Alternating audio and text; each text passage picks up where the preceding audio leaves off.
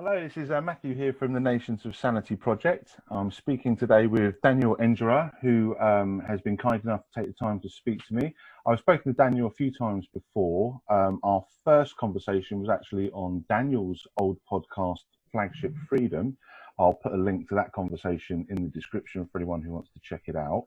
And I recommend that podcast anyway, even though Daniel's not currently producing content for it. There's quite a nice archive of very worthwhile content on there already. And we also had two conversations that are available on this channel. I'll also put links to those in the description, where we spoke about various aspects of voluntarism, land ownership, markets, quite a lot of different subjects we covered. So again, I would recommend anyone listening to this to go check out those conversations. They're definitely worth a listen. And in this conversation, we're going to speak about a couple of subjects, but mainly around the idea of kind of the way I'm characterizing it is sympathy for statists, or another potential title for this conversation was the left-wing road to voluntarism. And both kind of ideas are basically based around the idea of exercising some empathy for how people who still support the state, whether it's tacitly or overtly, and try to get an understanding of their perspective, why they think what they do, and hopefully that will give us a good idea of how we can show them the error of their ways and persuade them over into understanding freedom, the non-aggression principle, the concept of self-ownership, which, you know, if they do all of that, will basically turn them into voluntarists. So that was the reason why I wanted to speak to Daniel today. Just to anybody who's listening to this who isn't familiar with the Nations of Sanity project, just to give you a very quick rundown of what that is. The project is, like I say, it's an incarnation of the ideology known as voluntarism, which is the ideology that everybody should, all interactions should be voluntary. And the Nations of Sanity represents a very specific incarnation of that ideology, where we basically say that the only way to create a truly free society is to establish the non-aggression principle as the universal law through a peace agreement, basically making it so that everybody's basic right over their self is universally recognized under this peace agreement, and that would create a free society with truly equal rights. And the reason why I wanted to speak to Dan in this particular conversation was talking about how we can sort of speak to statists and convince them about voluntarist principles, and particular the left wing, because I think obviously both left wing and right wing embrace statism of one form or another, but a lot of voluntarists are anarcho-capitalists, so they've obviously come from a right wing direction. So the path from a right-wing statist to a right-wing anarchist, if you like, is a little bit more clear and a little bit more easily set out, because there's a clear path where someone who's perhaps a conservative starts off as a conservative, may then become an anarcho-capitalist when they realize that a lot of their free market principles applied consistently would lead them to voluntarism. It's perhaps not so obvious from a left-wing perspective as to how they would get to voluntarism, but I do think there is an equally valid path, and I want to discuss that with Daniel. So I'm just going to hand it over to Daniel now to introduce himself briefly and whatever he's got to say on this subject, just to start us off. Wonderful. Well, thanks for having me on again, Matt. It's an honor, and I appreciate that you're just continuing to pound the ground, you know, after all this time doing God's work, as I like to call it. Yeah, this is a pretty fascinating subject. It's something that I kind of think about or daydream about just over time casually, especially watching all the chaos in the world right now.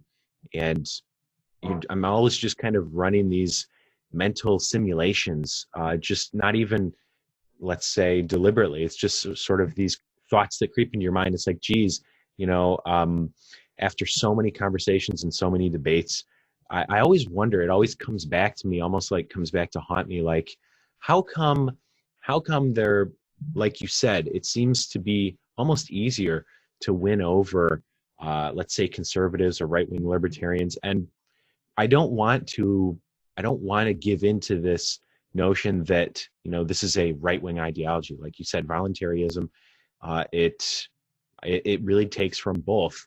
You could say the traditional liberal versus conservative ideology, if you will. But there does seem to be some sort of leaning, or for some reason it's easier to win over conservatives. But maybe we're not attacking right, and maybe we're leaving a lot of money on the table, so to speak.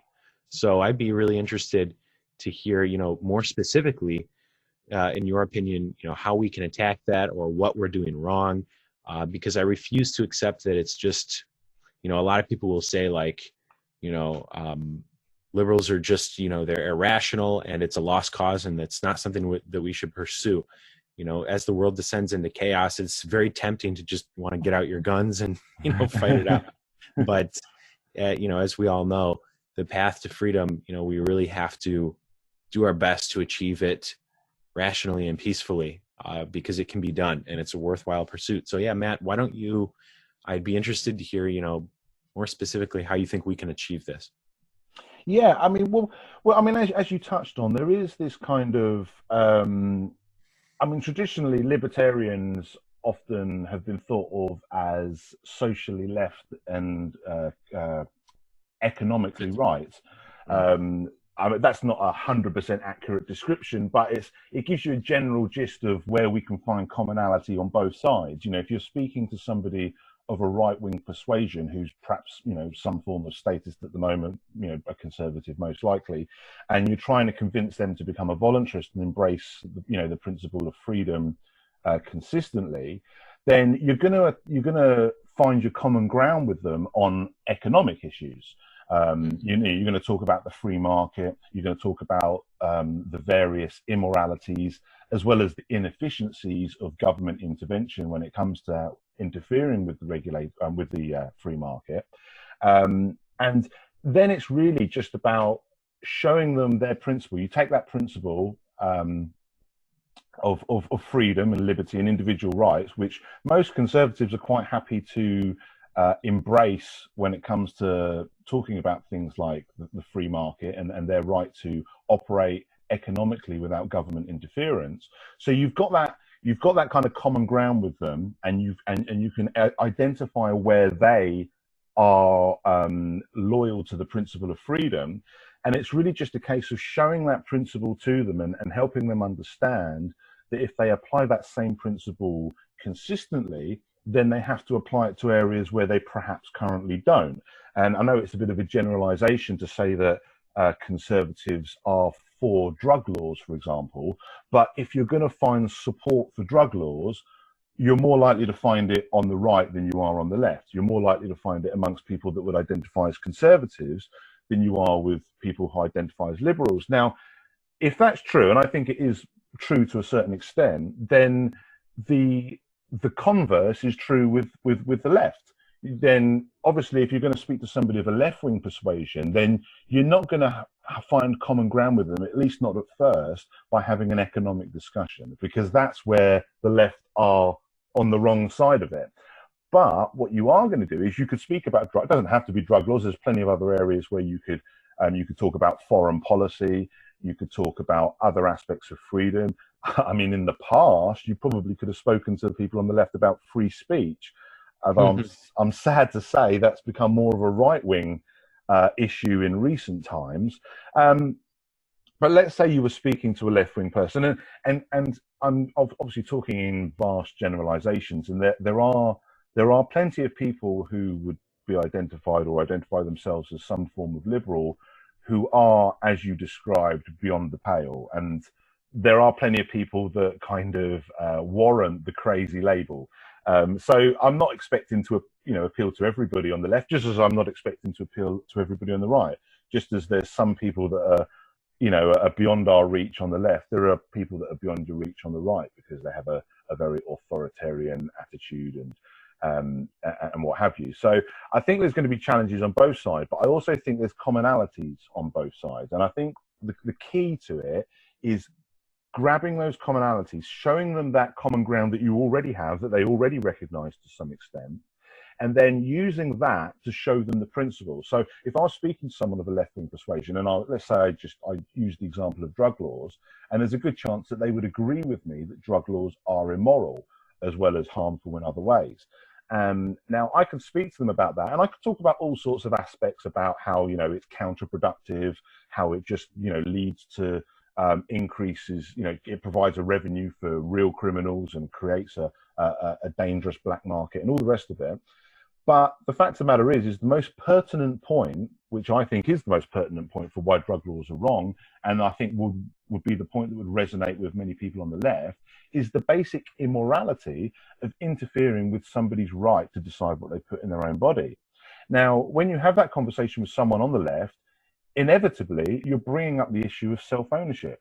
Not everybody is going to use that exact term of self-ownership, but that's what we're talking about. When we're talking about why drug laws are wrong, we're talking about the fact that, well, the reason they're wrong is because you own your body, you decide what you put in it, and it's not morally correct for anybody, let alone a ruling government, to criminalize you over what you put in your own body.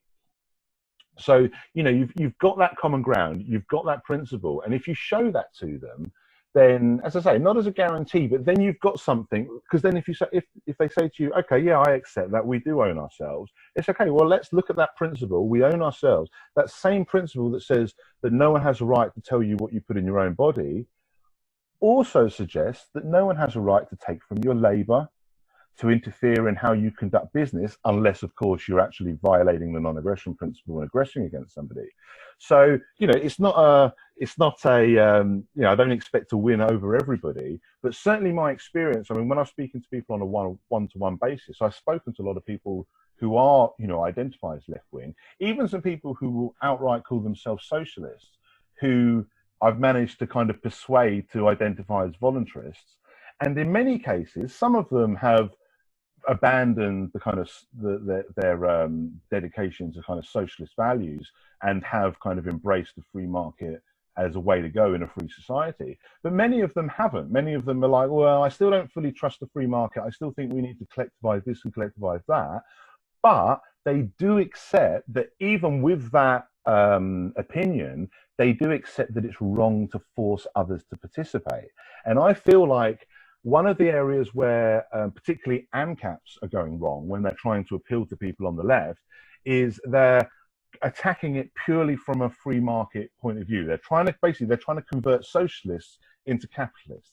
And I'm like, well, instead of trying to convert socialists into capitalists, let's try to convert statists into voluntarists, and then we can still have the economic conversation. I'm not saying that's an irrelevant conversation to have, but if we convert statists into voluntarists, but they still want to pursue some kind of, voluntary socialism, for want of a better description, for me, that's job done. We can still have the conversation about the economics, and that's still a conversation worth having, because even in a free society, we want one that works the best it can. But my point is, if we can get not everybody, but if we can get a significant portion of people to reject statism and embrace voluntarism without having to abandon their left-wing, right-wing allegiance, which is something we've already been able to maintain on the other side of it. People who are right-wing, who move from statist to voluntarist, can do so by going from a conservative to an anarcho-capitalist. And they haven't had to change their economic preference. All they've done is change their allegiance to authoritarianism over, voluntarism or freedom or libertarianism, or however you want to describe the opposite to authoritarianism. So that's kind of my approach with it. Yeah, you bring up a lot of great points, and this is a nuance that is perhaps not exactly well understood, except among, very experienced voluntarists or anarchists, is that you're right,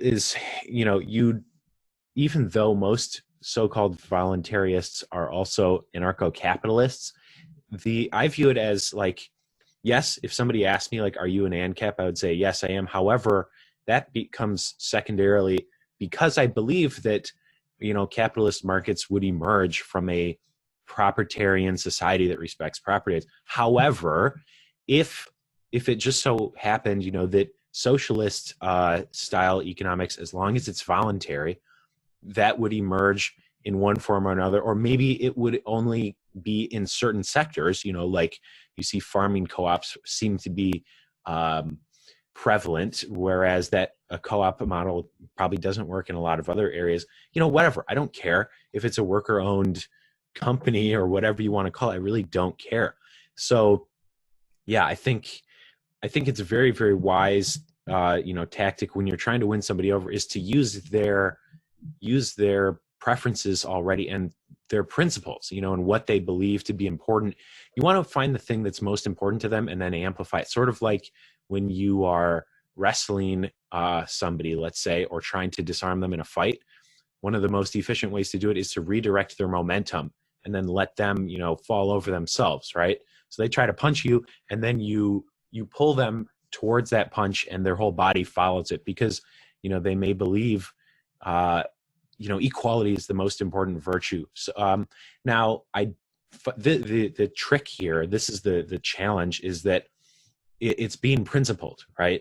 And if you can find somebody who strongly believes in principles so much to the point that they're willing to follow that principle through, right, then it's not that hard to identify the principle, say, hey, what's important to you, and let's figure out how we can craft a voluntarist worldview that's centric around that point. And that's what I love about anarchism or voluntarism, is that I can appeal to pretty much anybody. I just have to let them talk first, rather than say, here's why you should embrace capitalism. It's like, yeah, you're never going to get a commie to do that, and you shouldn't. That's like, actually a good analogy would be if you were Mother Nature and you were trying to get somebody to remove their jacket, you could do this two different ways. You could blow the wind on them as hard as humanly possible, and then they're going to clench onto it really tightly, and you'd have to cause a tornado and probably kill them in the process. Or you could just turn on the sun a little bit warmer and cause them to take the jacket off themselves. One approach is going to be easier than the other. Now, one problem, I would say, or one challenge, is finding people who are principled in one way or another, whether consciously or unconsciously. Like, Matt, you and I have spent a long time, and in fact, I unfollowed the group, the ANCAP versus ANCOM debate group on Facebook. And I think we both experienced a good deal of frustration trying to debate people, particularly from the communist side of things, the so-called anarcho-communist side of things, which a lot of people say is an oxymoron. I'm still clinging to the idea that maybe, there's some humanity there. But, what I noticed, especially with the hardcore ones, is that it was so hard to find that principle, because every time you try to establish that principle and like clamp it down and then say, okay, now we're going to build the conversation from this point. And then of course, with any debate, my goal is to show you how you've actually betrayed this principle and how you're not being consistent. Well, they would always move the goalposts somehow in the end. And it's like, okay, so you don't believe in the principle of freedom, but now it seems that you're more interested in equality of outcome. Okay, so I guess we're going to have to shift, the priority to that. And then as that becomes the priority in the conversation, now they change the goalposts again, later on. So for some reason, Matt, I can say I have found this kind of, what's the word? This casual, I can be whatever the hell I want at any moment, kind of more of an emotional rather than a rational or consistent philosophy. I found people to be more emotional and more just kind of, what's the word? Anti-rational. I see this happening more on the left-wing side of things. And I hope that I'm wrong about that. I'm not trying to, accuse lefties of being irrational, but somehow I see a trend. You can't deny that there's some sort of trend that, I don't know, like at least regarding certain topics, the emotions just flare up very easily, and it seems like any kind of debate is futile. I don't know, maybe conservatives have the same issue on other things where all like logic just goes out the window and you can't debate them. But that's really frustrating, because when you stop talking about things, that's when you start physically fighting over them. So I'd be interested in exploring that. Is there this emotional block somehow? How do we get around it? I don't know. I'm sure you've experienced very similar things. You and I have debated a hell of a lot of people on both sides of the aisle, so to speak. Yeah, we've both definitely wasted far too much time in that group. Yeah, and I've had very similar experience to you. I mean, I've had disagreements with ANCAPs or people that called themselves ANCAPs in that group, but the vast majority of my disagreements have been with ANCOMs, and they've been by and large much more frustrating exchanges because I mean, I don't want to be too disparaging to my fellow man, but a lot of them have just been absolute idiots, and there's not really been a common ground to speak to them about. I mean, funnily enough, one of the things, because I remember that group, that ANCOM versus ANCAP group, you actually introduced me to that, so I'm going to blame you for all the time I've wasted talking to people on that group. But I remember when you first introduced me to the group, because I was quite new to the whole voluntarism, anarcho-capitalism thing with regards to hearing the terms. And I hadn't heard of an ANCOM. I hadn't heard of that term. I'd heard of anarcho-capitalist. And when you first told me about the group and the existence of anarcho-communist, my first thought was, oh, so they're basically like ANCAPs, except they prefer, you know, a communist style economic model over a free market one. But I basically thought, well, they're obviously still anarchists. They're obviously still, so I assumed that they would still be voluntarists. I basically assumed that they would be precisely what I'm kind of trying to what's the word, create or turn people towards. I thought that's what ANCOMs already were before I had the misfortune of actually speaking to them and learning a little bit about what they believe. Now, when I talk about finding common ground with people, there are, and I say there are some people that are beyond the pale. Unfortunately, most of those people that are beyond the pale can be found in the ANCOM ANCAP group and calling themselves ANCOMs. So, yeah, I mean, there are one or two exceptions. I have come across, and I'm literally mean, in years of being in that group and countless people I've spoken to, I could probably count one, maybe two people I've spoken to who identified as ANCOM and were still rational human beings that I could actually have an intellectually honest conversation with. Because one of the frustrations I found, not just that they didn't seem to have a great deal of intelligence to be able to understand points, but there wasn't a great deal of intellectual honesty as well. I didn't feel like they even wanted to understand the points. They were just, you know, they had their ideology. And you are correct as well, I think, that there is a lot more emotional driven arguments, which unfortunately that can often override the logical side of things. I think generally, I mean, I think Jordan Peterson's spoken about this quite a lot. I think as a temperamental stereotype, I think left-wing people are more emotional and right-wing people are a little bit more kind of measured, just as kind of, you know, the sort of personalities you get on both sides. I mean, funnily enough, one of the reasons why I feel like I can reach out to leftists is, even though I've never identified as left-wing or voted that way or anything like that myself, I probably fit the personality profile of someone on the left more than I do someone on the right, because I'm kind of quite artistic and creative, and I am a bit emotional, although I'm capable of thinking logically as well. But, you know, so I do have I have sympathies with them. You know, I have plenty of areas where I can understand where they're coming from, but I also see the great big blind spots that they have on certain areas and certain issues, which is obviously what I'm trying to illuminate. But there are some people that are just beyond the pale, and unfortunately the people that call themselves ANCOMs, along with the sort of people that you see calling themselves like Antifa, for example, these sort of people, I think a lot of them are beyond the pale. And the problem is as well, and this is something, again, but these are the sort of people I can also speak about when I'm talking to the rational people on the left, because I can talk to somebody on the left. Let's say, for example, you've got some people on the left that have got issues with a lot of private property. Now, ANCOMs just just reject private property as a concept.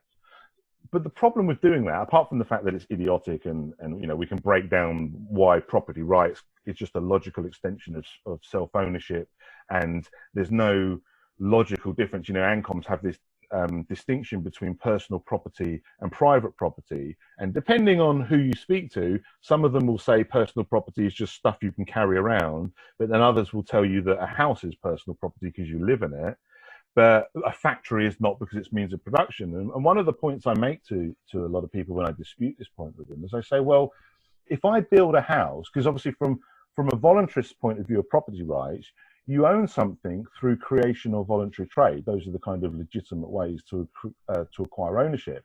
And it all basically starts from creation. So if I build a house, then I own that house. Now, if I build the same building, but instead of using it as a house, I use it as a factory, what's the difference? Like, you know, it's still mine. I still built it. You know, like from a voluntarist point of view, I own it because of basic property rights, because I built it with my own hands and my own materials. You know, I might have paid other people to help me, or I might have paid other people to build it completely. Either way, it's all voluntary interactions. So it's all legitimate and consistent with property rights. Now, for people that say, oh, well, you know, private property is theft and it's just illegitimate as a whole, apart from the fact that they don't have any foundation for that, it also weakens their own position when they want to point. So if I want to speak to somebody on the left and they want to talk about a particular type of private property that's illegitimate, let's say they'll look at this massive area of forest, for example, that's considered private property that someone's just arbitrarily claimed ownership over. And they'll say, well, that's not right. They don't have a right to that. Now, I could agree with them. I say, yeah, you're right. That is wrong. But it's not wrong because private property as a concept is invalid. It's wrong because this particular private property doesn't actually fit with property rights. They haven't acquired it legitimately. They haven't created it. They haven't acquired it through voluntary trade. They've just arbitrarily pointed to a vast area and said, that's mine. And they might use, obviously, the violence of government to obviously legitimize that in the eyes of government and to enforce that and what have you. But the point is so if I'm speaking to someone that's of a left-wing persuasion who wants to oppose a particular form of property ownership that they feel invalid because it's arbitrary, or because, let's say, they want to say, oh, well, that was stolen from these people however many years ago, whatever. My point is their argument against the legitimacy of that particular property ownership requires that they accept property rights, because all of the ways they want to talk about it being invalid invoke property rights by the fact that they used force to get it, or the fact that they didn't actually meet any property requirements to acquire it. You know, they didn't homestead the area, they didn't mix their labor with it, they just pointed to a great area and said, right, that's mine. Or, you know, or as I say, or they took it by force or whatever. So the point is if they want to point out all of the reasons why that particular property is theft, they can't just say private property is theft as an overall, because it completely invalidates all the potentially valid reasons they would have for disputing that ownership. Does that make sense? Yes. Well, and it makes sense when you try to put the pieces together as a principled person who said, like, I've tried to do this many times when I'm debating people, and I can invoke a few names that you and I would both really roll our eyes and agree, like, yeah, that person's nuts. Like, it's not valuable for the audience, but I'll just drop the name, you know, Chuck Candler, right? He's probably the number one psycho in that group, who I've honestly put so much energy into trying to have an agreement with the guy. Like, okay, I will try to, like, reverse engineer his beliefs and be like, okay, Chuck, you know, what in the world, you know, what principle can I pin you down on? And of course, we've never been able to do that. So yes, you know, you're trying to establish let's say you're trying to, like I said, use the term pin them down on something and, you know, define their beliefs. But I think the problem is, you know, what happens with human beliefs oftentimes, even though people will try to explain their own beliefs from using a rational framework, because otherwise they would sound like crazy people, you know, they want to kind of, I believe a lot of people are wolves in sheep's clothing, in the sense that, and they may not even realize it, in the sense that they're actually just justifying irrational or emotional beliefs, and then trying to find a rationalization for it that kind of makes sense. But, like, I'll give you an example. Like, I think a lot of communists, no matter what, like, they're more about, let's say, equality of outcome, or you could say rigging the game. So, like, if there's any situation that results in an inequality whatsoever, then in their mind, you know, something was wrong. Something something along the way was unjust. Or, similarly, you've got the race obsession people who, like, if you have any situation in society where races or genders or whatever categorization has an inequality of outcome, there had to have been something that was unjust. Whereas people like you and I, we just say, set up the rules and let the chips fall where they may. There are other people who say we need to be able to change the rules on the fly to get, the outcome that we desire.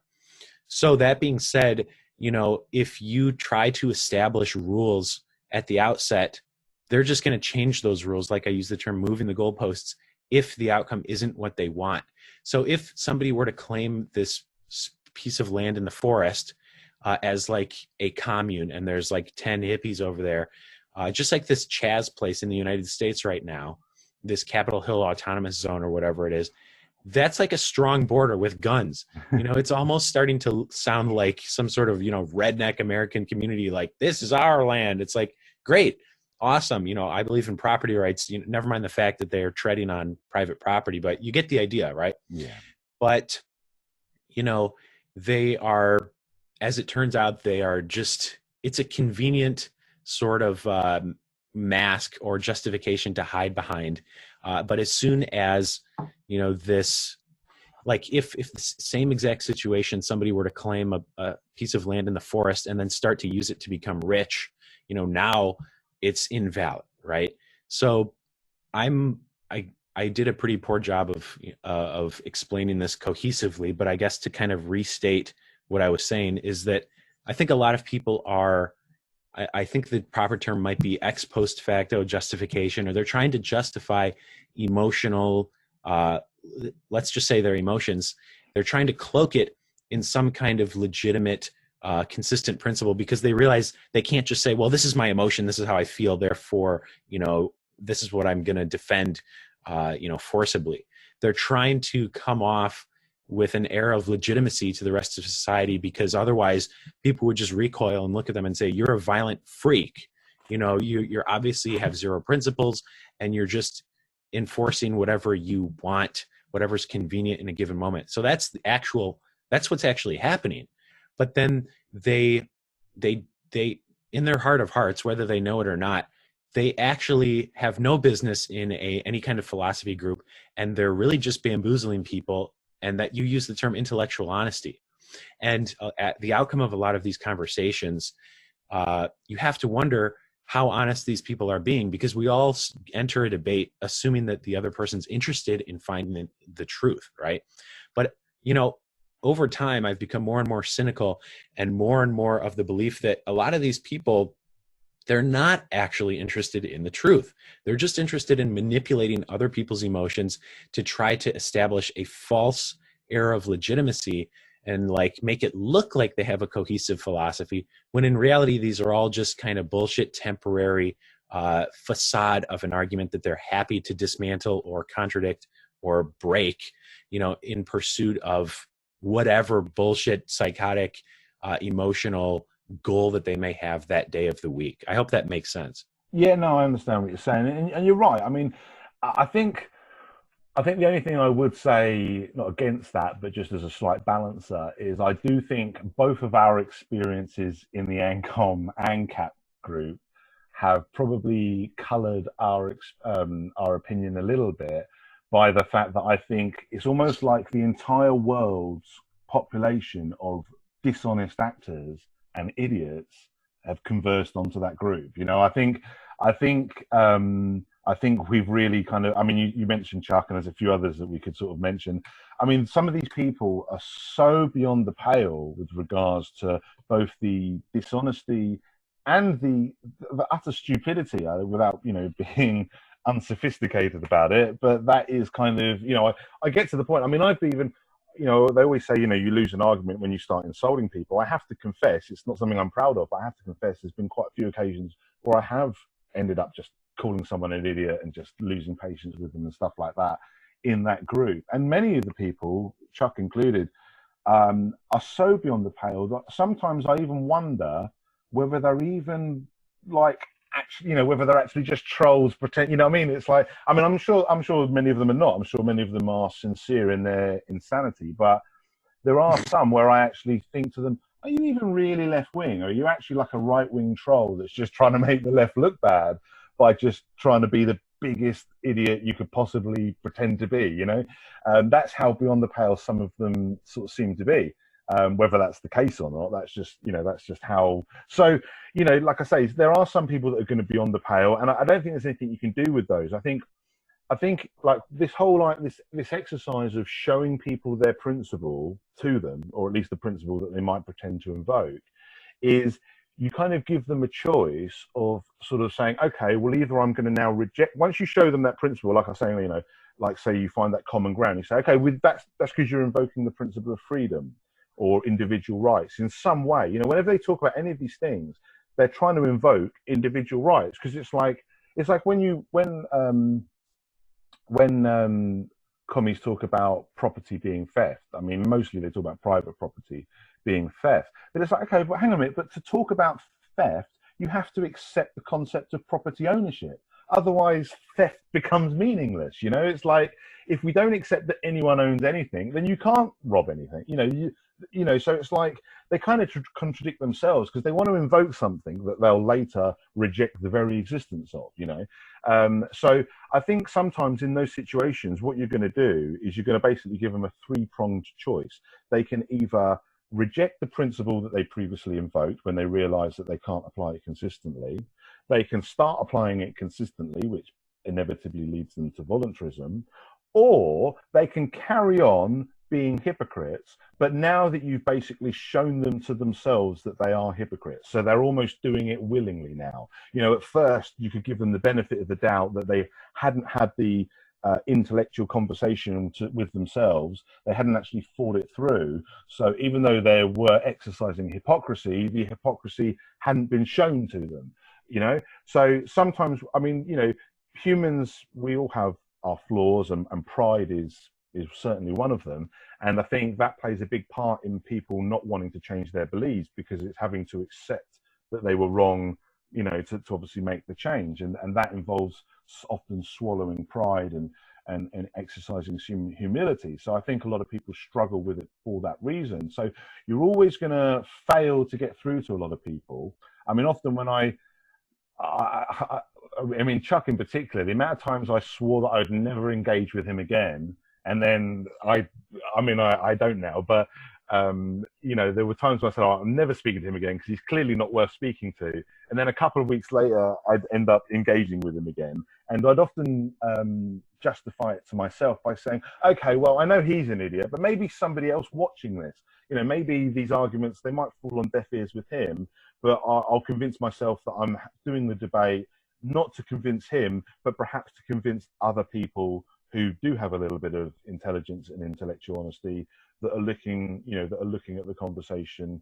And as I say, it's incredibly rare in that group, but I have, even in that group, I have encountered, it's probably no more than two people, but I have encountered like two people who called themselves anarcho-communists, but once I had the conversation with them, they did actually come around to accepting voluntarism. They weren't necessarily embracing the free market as the ideal way. They still had their reservations over that, but they were accepting the basic concept that people own themselves. And even if they felt that, you know, sort of socialized, collectivized systems were the way to go, they did accept that those things should be voluntary for no other reason than, in a free society, whether it's a socialized system or a free market solution, the beauty of doing this in a free society is whatever way we go, it stands on its merit, because no one's being forced to participate.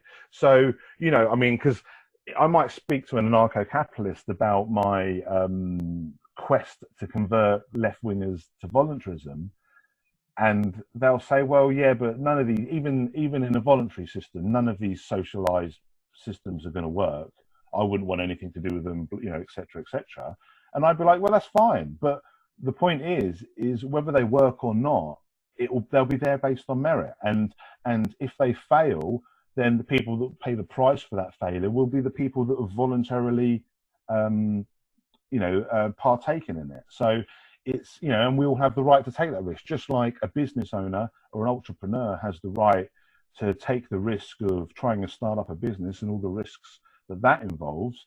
The same, you know, we just say we're just applying the same freedom to people on the other side of the economic conversation who want to pursue various kind of socialized models, whether it's like a voluntary commune or whether it's just kind of certain social programs. I mean, I could even imagine, for example, in a free society, having some kind of hybrid, similar to you do, you know, I mean, you could argue we have a hybrid now because we obviously have socialism with various things that are like welfare, and over here in England, we've got socialized healthcare and stuff like that. And depending on how you define socialism, you could argue that anything the government provides falls under that category. Oh, and that's another point. Sorry, just another kind of point that I would make that would win me favor with people on the left wing is to point out a lot of right wing hypocrisies. When I talk about right wing, I'm talking about right wing statists. So, you know, as well as exposing the left wing's hypocrisy to themselves, what you can also do is certainly as a way to get them more in favor with you and see you as somebody who they can have an amicable conversation with, is talk about a lot of the right wing hypocrisies. You know, like a lot of people on the right wing. In fact, this is a great example, actually. I watched a clip from one of the Joe Rogan podcasts where he was talking to this Republican politician called, I think it's Dan Crenshaw. I think. Oh yeah, the guy with the patch over his eye. patch. Yep. Yeah, that's it. Yeah, and he was talking to him, and he was asking him a very valid question, but it was a question that a left winger would ask a right winger to expose their hypocrisy. Because obviously he was speaking out about the evils of socialism, and Joe Rogan said to him, "Okay, you know, but what's the difference between, you know, how is that different from like all the things that we currently do have that are socialism, like our police force, like, you know, like all these government programs that conservatives don't oppose, and if there's ever a program that conservatives don't oppose, it's the police." And you couldn't get a coherent answer out of this Dan Crenshaw as to why it was different. He just said, "Oh, well, I don't see that as the same." But he couldn't give a reason why it was the same. Right. Now, you could have a conversation with somebody on the left, and before you even start talking about their hypocrisies, you could just have a conversation with them about all of the hypocrisies that exist on the right. Look at these hypocritical conservatives that want to talk about the immorality of robbing them for taxation because they don't want to pay for welfare or a healthcare system, but they're quite happy to put their hands in other people's pockets to pay for all of the government programs that they do support, whether it's police, whether it's the military, whether it's all of the things that are more stereotypically associated with the right wing. And like I say, this particular clip with this Joe Rogan speaking, this Dan Crenshaw, I mean, Joe was obviously quite polite with him. He didn't sort of, you're a hypocrite, and, you know, anything like that. And I think I get the impression they get on well. So they're obviously talking quite in a friendly manner. He wasn't trying a gotcha or anything. But in the politest possible way, he basically did show that Dan Crenshaw to be a complete hypocrite, because he was just asking him, so where's the difference then? You know, he was just asking him the honest question, and he couldn't give a reason. Like I say, whenever he was pushed on it, all he was just saying, "Oh, well, I don't see them as the same." It's like, but why are they not the same? What's the difference? Well, we need a police force. Well, okay, someone on the left might say we need healthcare. You know, it's, you know, you can't say, "Oh, well, we need this, so that therefore it justifies us forcing people to pay for it." And the other point I would then make, again, particularly talking to a left winger, is to say, okay, just as we can say to the right winger, look, we're not saying we don't want these things. We're not saying we don't want a police force of some description, or that there's no place for a military in a free society or anything like that. We're not saying that we can't have these things, just like we're not saying to the left wingers that you can't have a universal healthcare that you provide free of charge on some kind of membership basis or however you want to do it. We're not saying you can't have these things. We're saying that you shouldn't be forcing people to participate. And whether it's something that the right wing support, whether it's something that the left wing support, I think that's your kind of, that's kind of a common ground to talk to either, because you can then have the same kind of spirited conversation with someone on the right when you're talking about all the left wing hypocrisies. That's the beautiful thing about the hypocrisy that both the left and the right wing are guilty of, is you can find a common ground with either one, not just by showing them their own hypocrisy, but also talking about the hypocrisy on the other side, which might also help them identify their own hypocrisy. Because if you do speak to a conservative and you challenge him, okay, well, why is it different that we all have to pay for the police force, but we don't all have to pay for, you know, a health service? And he can't give you a reason to that. Now, just like the left-wingers who might be dishonest intellectually and refuse to swallow their pride, and they may refuse to say it, but again, you're giving them the same choice you've given the left-winger. You've shown them their own principle that they're invoking, and you've given them that three-pronged choice again. They can either reject the principle that they previously embraced, they can either apply it consistently, which basically means they have to become voluntarists, or they can continue to be hypocrites, but they're going to have to do so willingly and knowingly after you've actually pointed out their hypocrisy and they aren't actually able to deny it in any way. And like I say, many people are just going to stick their feet in the ground and remain stubborn. But I feel like there's a sizable portion of good, honest, and intelligent people on both the left and the right that would be receptive to that kind of conversation. Yeah, absolutely. I agree. I mean, I think, like you said, it is important to just recognize that some people have issues, mental issues, whatever, from all walks of life, and these people simply can't be convinced. And none of us are perfectly rational. But those who are earnest and genuine and who are seeking the truth and who are intellectually honest and want the right thing for all of us, yes, we all are receptive to being proven wrong, you know, especially over time, you know, when pride, you know, loses sway over just cognitive dissonance, right? So, yeah, I totally agree. That's a great approach. And, you know, one thing is, there's a few things you touched on. Let's see here. One of them is, I think one thing that would really help us is to actually build on the progress that we've made in these conversations rather than have to start from scratch every single time. Because as you get deeper and deeper into the nuance, you know, the conversation stretches into an hour and then everybody just kind of they don't pick up where they left off. You know, so as a societal hive mind, we're kind of stuck unless we can save the video game, so to speak, and pick up next time. So that's one thing I've always wanted to do in these debate groups is to like just save the progress and say, okay, this is where we left off. We can agree that at least these are the principles that we agree on, you know, assuming that you're dealing with people who are receptive to the concept of principles. And if they're not, honestly, they're not worth talking to, because all of human experience is based on principles. That's how science works. That's how any cohesive thing works, right? It has to have principles that you can recall and build upon. So I think we need to do that. I think it behooves everybody to be able to say, like, at least as far as this conversation goes, you know, here's what we can establish rather than having to start from zero. But you made another point I think is very good, and that is just testing things in the real world, because it is somewhat unhealthy to just, you know, be stuck in the world of philosophy forever. Unfortunately, we haven't really had the opportunity to test out these various anarchist philosophies, although the world, you know, seems to be rapidly shifting in that direction, which is pretty exciting. You know, you've got these experimental left-wing autonomous zones, et cetera. So, you know, that's the great thing, is that, like I said earlier, even though people may want to believe that their entire worldview is based, you know, on a bedrock of principles and philosophy, it's not. You know, a lot of it is just based on experience and test, and that's how we start to take things for granted. We say, like, well, yeah, of course, you know, capitalism works for XYZ. Like, just look, it works perfectly in my life right now. So, you know, that's where the line is drawn, is where philosophy ends, is where implementation begins.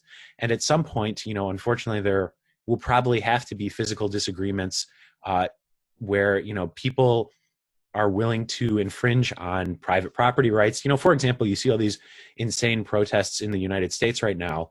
I think like, for example, if I owned a business and people were smashing the windows, I would use physical force against them. And I don't care really to sit there and have a debate with them, because if they really wanted to operate on principle, they wouldn't be smashing my shit.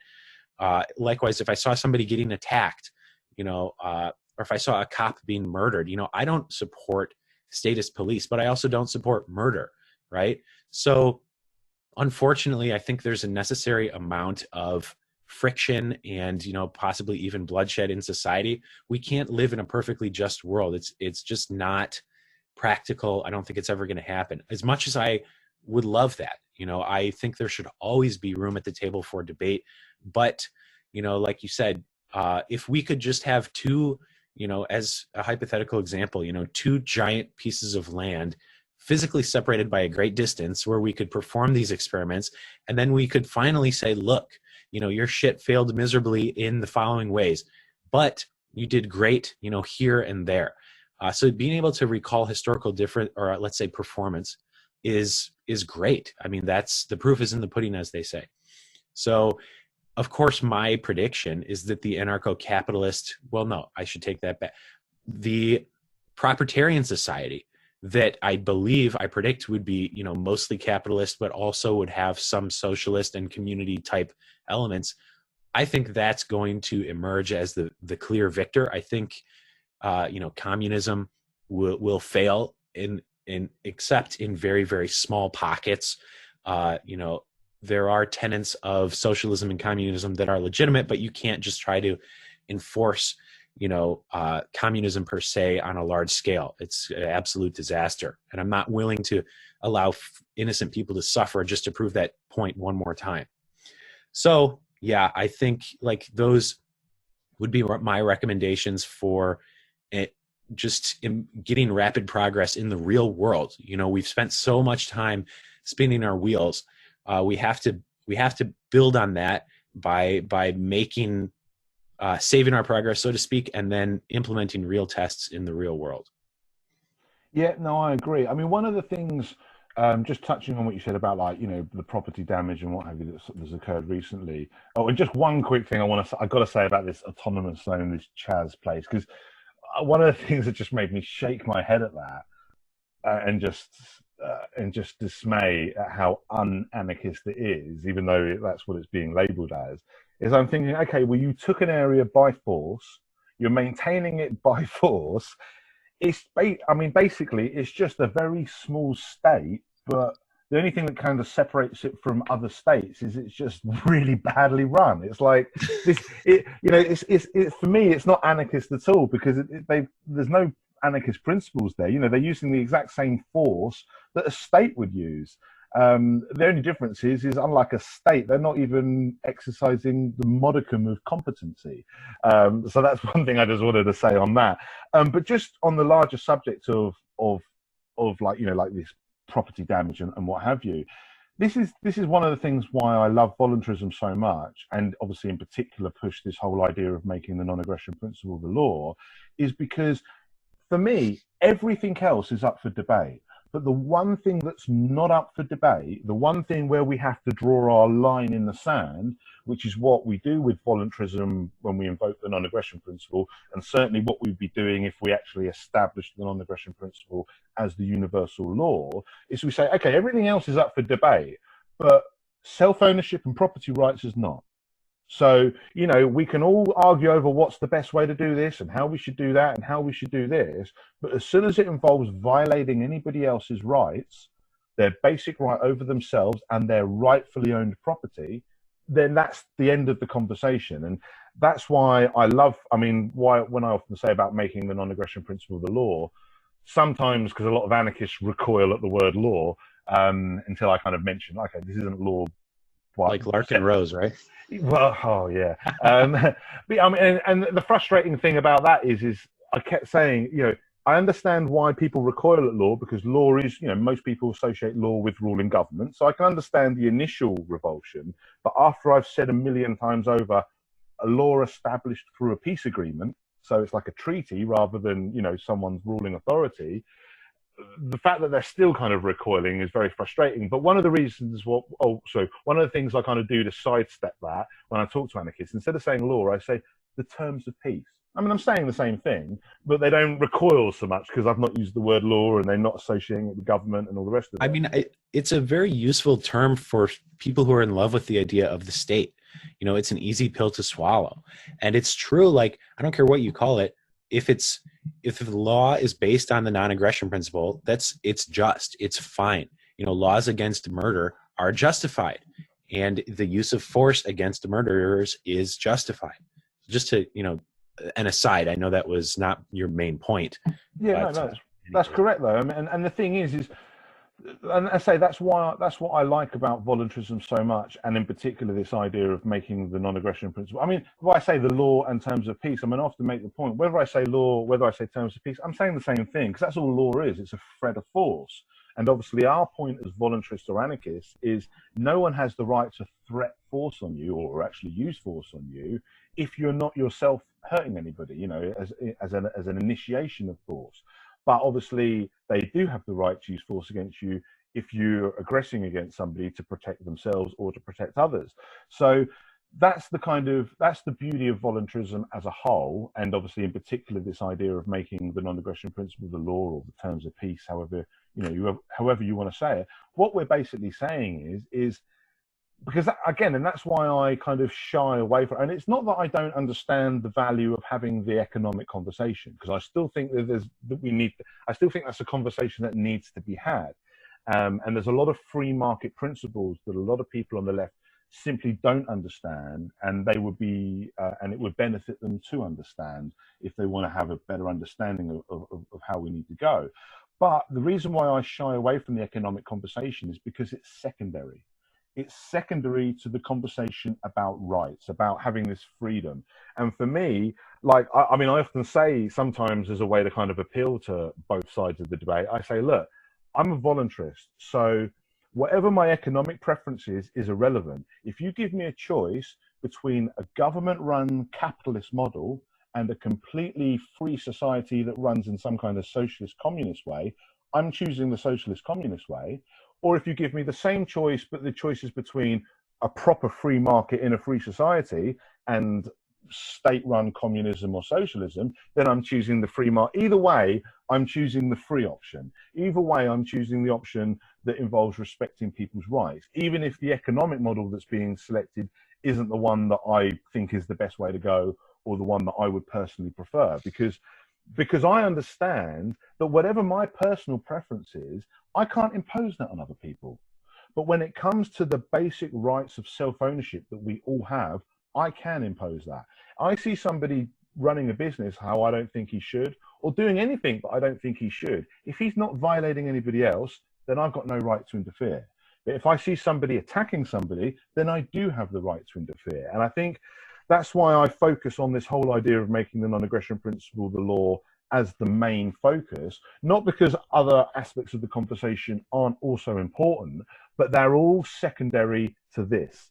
And my attitude is if we get that in place, if we can get people on the same page on that aspect, then it doesn't, then for one thing, our conversations about the economic situation would be a lot more fruitful because we're both working on the same terms. Another issue, sorry, I know I'm all over the place here, but another issue I also want to just touch on is that the problem with terms like capitalism and even socialism is it means different things to different people. And a lot of the times when you have people on the left wing and the right wing arguing over something like capitalism, they're often, even though they do have legitimate disagreements and oppositions, there's a lot of it is just talking at cross purposes. Because, and obviously I kind of uncover this quite a lot because I'm not so focused on pushing the capitalist side of thing, and I'm always focusing on the voluntarism. So often when I'll speak to someone and I'll say I'll defend private property, for example, they'll immediately say, oh, so it's all right for someone to just own a bunch of land. And I was like, I never said anything about land. I'm talking about owning property, you know, and then I'll then reveal to them, well, actually, no, my opinion on land ownership is that it's not actually valid as a standalone thing. But obviously you get dominion over land by occupying it with property that you do have legitimate ownership over. And it serves very similar to land ownership. But what you actually end up doing is invoking the occupancy and use that a lot of commies will invoke. Because that's what they sort of say. They say, oh, it's not about, you know, ownership. It's about whether you're occupying and using an area. And it's like, okay, well, you can apply that principle to unowned areas. You can apply that to land. So you can say, okay, I don't have the right to own land because I didn't create it. But I do have the right to own property, so I can build a house. Now, obviously, that house has got to sit on land. It can't just exist in another dimension. So it's got to take up space. So I'm going to occupy and use this space that I wouldn't otherwise have a right to own, but I do have rightful dominion over it because I'm occupying it with either myself or my property that I do have rightful ownership over. So that's another area where someone on the left might think that they're in opposition to me because they'll pick out land ownership because they just equate it exactly with property ownership. And then you say, well, actually, no, hang on a minute. You don't have to just say, oh, property is theft and just come up with nonsensical statements like that. You can actually investigate property rights in an objective manner. And then you can actually look at some of these areas where perhaps their instincts telling them it's not right that this person owns that area, but they haven't actually had the intellectual conversation. And as you say, and they just want to justify whatever. They have the opinion first, and then they try to justify afterwards, rather than taking the logical progression to just try to work out what's right. So that's obviously a big problem in the way they're thinking. But a lot of the problems also come from a total cross-purpose in the way people are having conversations.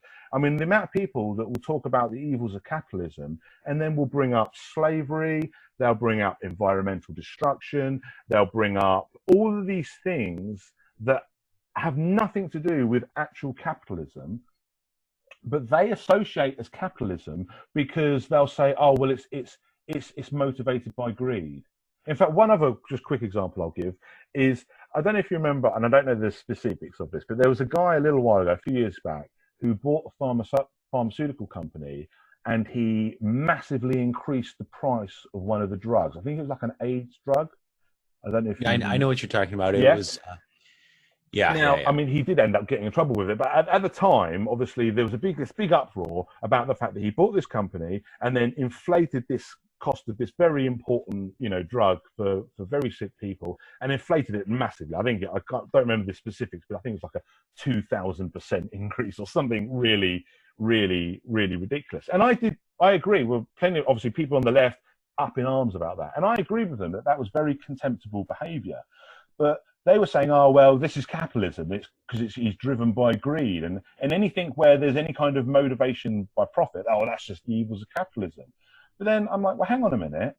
The only reason he's able to do that is because the government give him a monopoly on making that drug.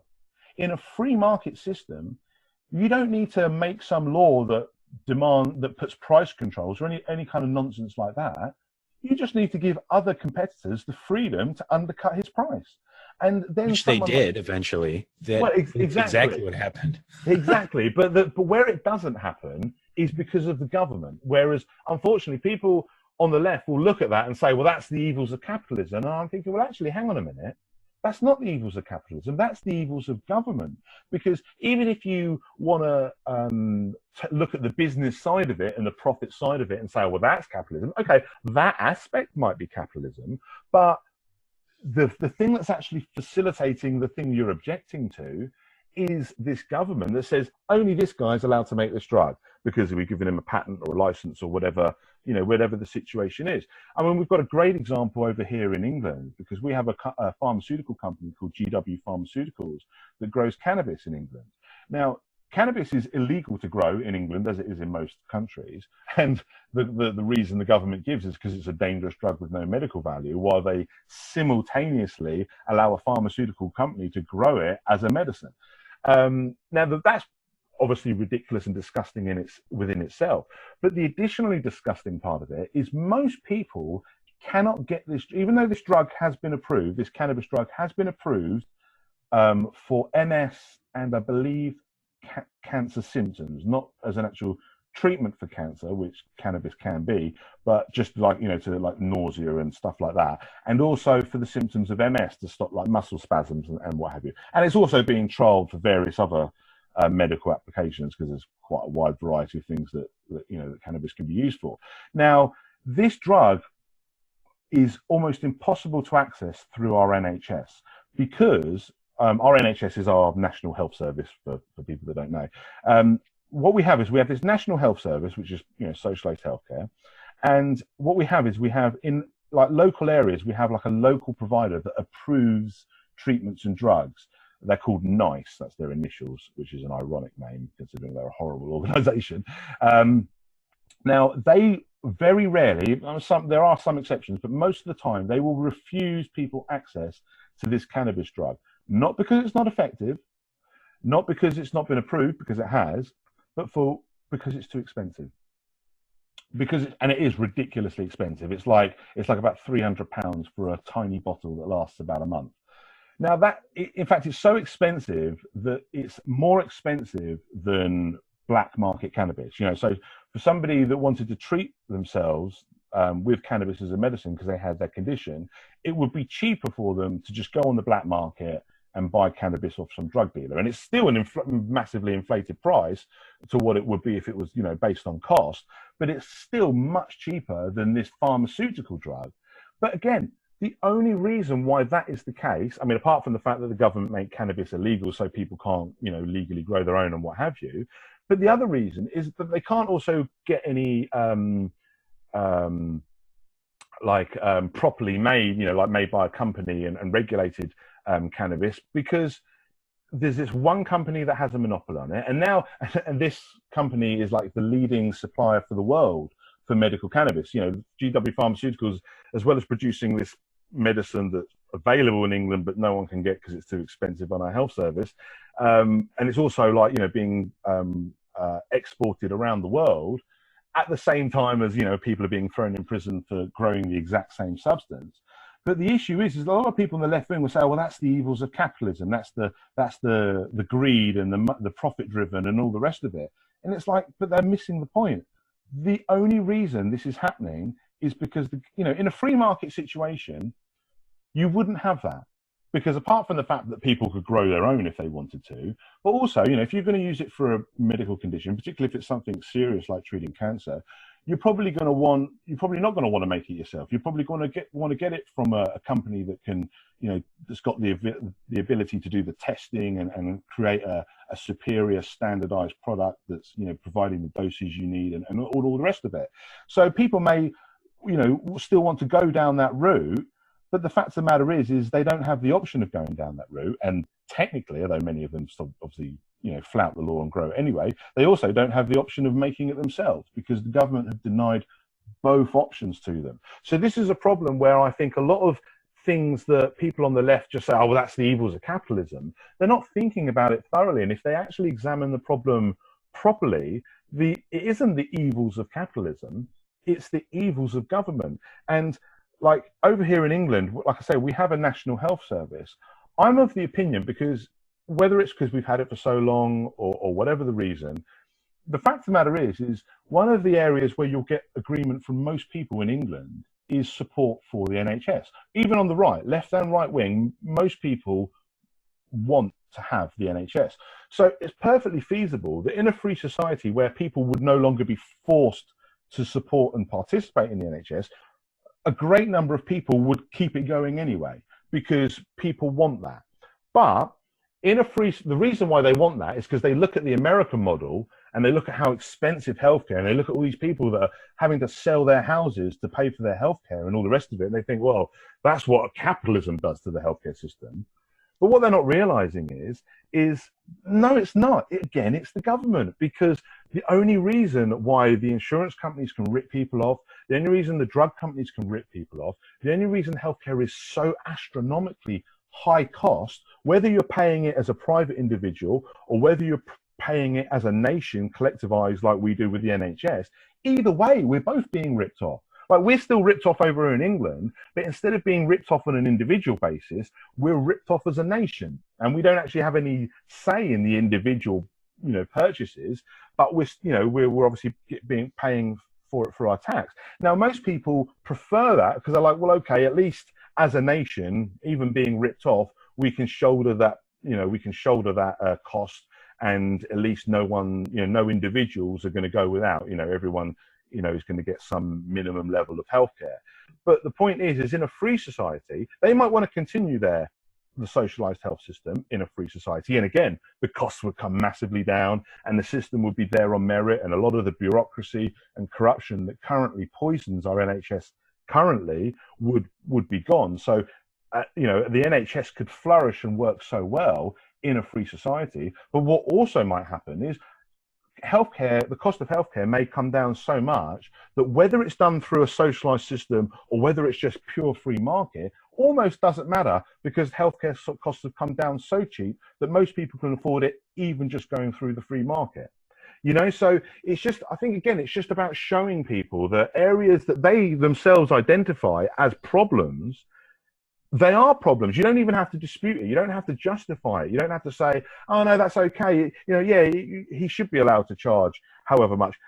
It's not that he shouldn't have the freedom to charge however much. It's the fact that other people should have the freedom to compete with him and undercut him, so that he can't hold people to ransom that are sick and dying because he's the only one who's allowed to produce their life-saving medicine. Sorry, I know I went on a bit there, but I hope I was clear. That's okay. Yeah, I'll running short on time, so I'll make this my last statement. But I as I'm thinking during your last point here,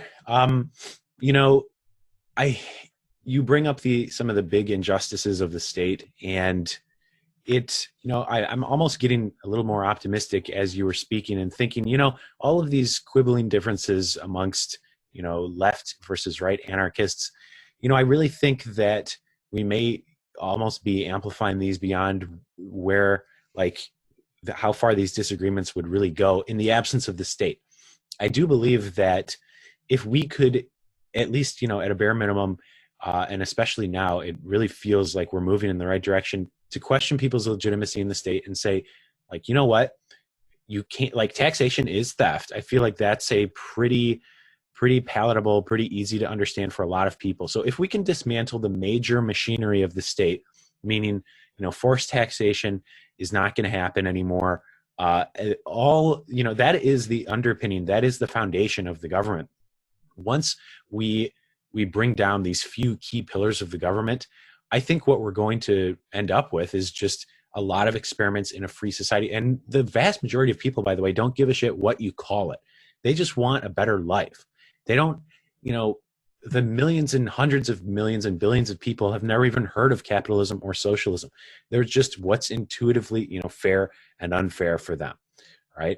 We're just like the few, philosophers over here in the ivory tower trying to craft the perfect society. But, in reality, I think what it's going to really boil down to is just a lot of small experimentation. And I think that's a great thing, because it's going to show the world how freedom works, whether that embodies itself as free market capitalism or free market socialism, as long as it's free.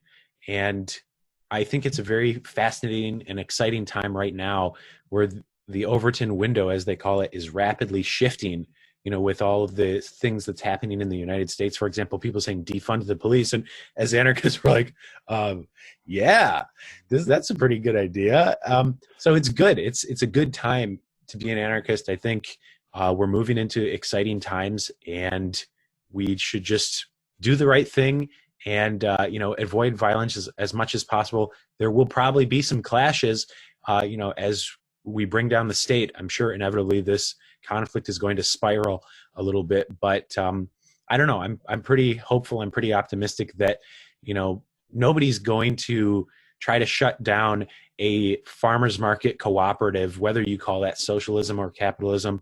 The only people who ever get away with pulling off these massive, unspeakable injustices, like the likes of which you have just described, the only way that shit happens is with the massive apparatus of the state, where there's no, one responsible individual. It's just a lot of people, just enforcing the law. And, same thing with war and all sorts of shit like that. All you have to do is just kill the machine, throw a wrench in the inner workings, fuck up taxation, dismantle the idea that you can have victimless crimes. And once that shit falls, the entire machinery comes to a screeching halt.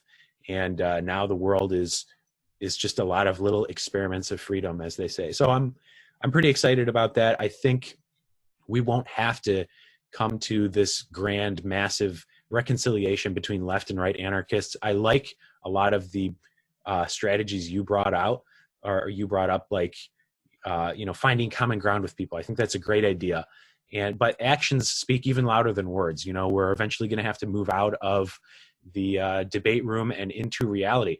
And if we can improve people's lives, that will win people over, whatever you want to call it. So I really appreciate the opportunity to chat, Matt. I know that you and I could literally go on for days if we could, but we're both family men over here. So happy Father's Day, by the way, Matt. Both of us are dads over here. Yeah, and to you. Yeah, thank you. Yeah, and to you. I'm just, as soon as I finish this, I got to tidy up, and then I'm picking my boy up for a day out. So great. Is there any final thought you wanted to add on that? I know it's your show, so I don't want to steal the last word. No, I mean, well, to be honest, I think you summed it up really well. I mean, I think, again, all I would just reiterate is this is why I think the focus needs to be on voluntarism first. And like I say, that's not to say that the economic conversation is not important, because it is. But as you pointed out, even that conversation is much more fruitful when you're both doing it within that voluntarist paradigm. I mean, often so when we want to empathize with people on the opposite economic spectrum, it's like we've got to understand that they're operating within a statist paradigm. It's like if you want to sort of think about empathize with someone on the left who's a statist, you've got to understand that he's not thinking about state versus voluntarism. He's just thinking there's only a state and we have to pay tax. He's not even, he's not thinking about anything outside of that. And then he's thinking to himself, okay, well, if we have to pay tax, then some of that money should go towards looking after poor people and looking after sick people. And all of a sudden, that doesn't seem like such an unreasonable thing to say.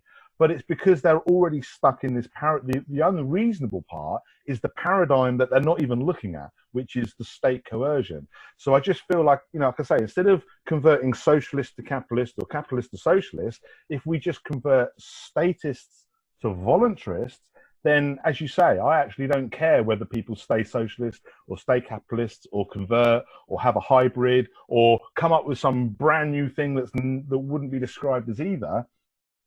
It's fine, because whatever is created will have to stand on its own merit, and will have to and will only involve willing participants. So that's why I just think that's so important. But yeah, I think you probably summed it up better than me anyway, because I didn't need to say that. But yeah, that's the basic point. Is I just think we need to focus on voluntarism first, and that common ground of freedom and rights, or potential common ground. I know it's not a common ground necessarily, but I think that's what we should identify that could be the common ground. It's not going to be our economic preference, but it might be our understanding and respect for basic rights.